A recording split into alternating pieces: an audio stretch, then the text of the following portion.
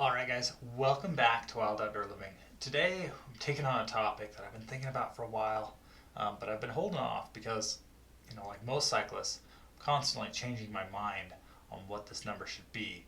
So today we're going to talk about how many bikes do you really need? Now, obviously the answer is one. You need one bike to go for a bike ride. That's pretty simple. But if you're an avid cyclist, if you are passionate about what you're doing on a bike, most likely you're going to want to add bikes to that one that you already have. So let's jump into the method that I use to trim my bikes down to what is a reasonable amount of bikes and something that I kind of feel is sustainable long term. So no guarantees. I mean, there's plenty of chances that I'll add bikes in the future. I definitely don't have any plans for it right now, but in the future things change. I have been riding bikes for enough time to know that my interests and within the activity of cycling change, and so my bikes do as well. And even if I don't add to that number, I'm often swapping bikes out one for the other. So it's a constantly evolving process. You've probably heard the term N plus 1 or S minus 1, N plus 1 being N, the number of bikes you have, plus 1. You always need one more. That's how many bikes you need. Or S minus 1, the number of bikes you can have that will end in divorce, minus 1. And some people refer to it as a rule. For me, it's actually more of an observation.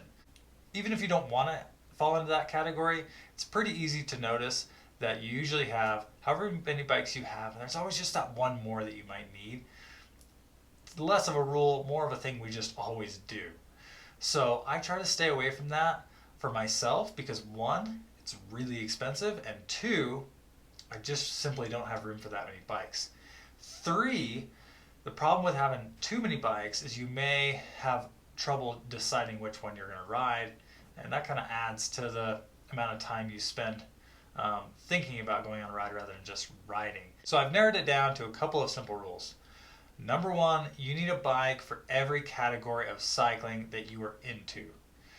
And number two, you don't need to have more than one bike in each category. So in other words, don't have two bikes that are too close together. You absolutely can if you have the money and the time and the space, totally. I mean, just start collecting stuff. That's everyone's dream, right?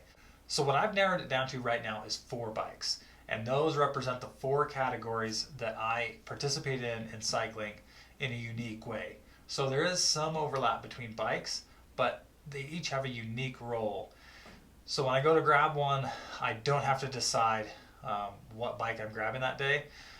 If I have even a decent idea of the ride I'm going on, pretty easy to just grab the bike that fits that category. So number one, I have a full suspension mountain bike. If I'm going to do trail riding, if I know I'm specifically going to go do trails, this is the bike I grab. It's a lot more comfortable for the rocky stuff. If I'm doing any downhilling or anything like that, I'm grabbing that trail bike.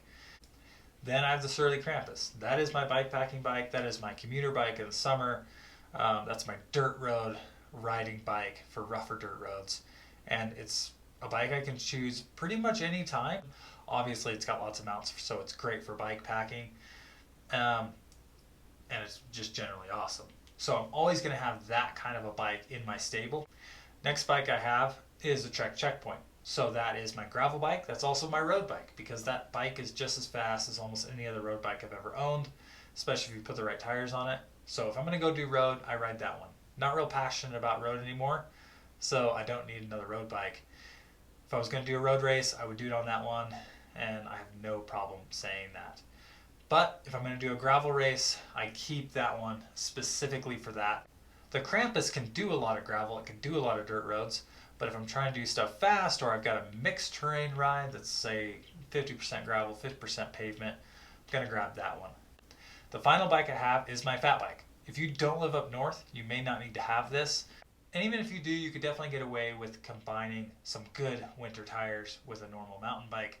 But for me, I like to be able to do whatever is available in the wintertime, whether that's commuting, whether that's going on groomed trails, back roads, anything I want to do, that fat bike is there for that. The other reason I have the fat bike is because it's aluminum. It's very simple, it's pretty cheap, and I don't mind it getting messy because it gets very messy in the wintertime. I clean it up and service it afterwards, but it's a non-stressor for me. I have it dedicated to that purpose and it works just fine.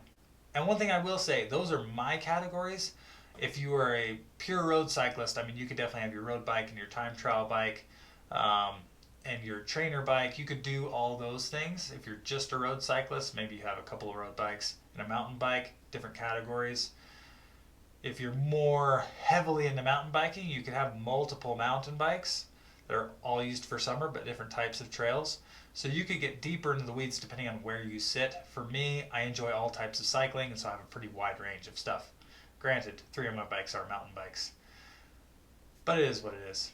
All right, if you guys have any questions, please leave them in the comment section down below. Definitely feel free to like and subscribe. If you don't like this video, let me know why in the comments, and we'll catch you later.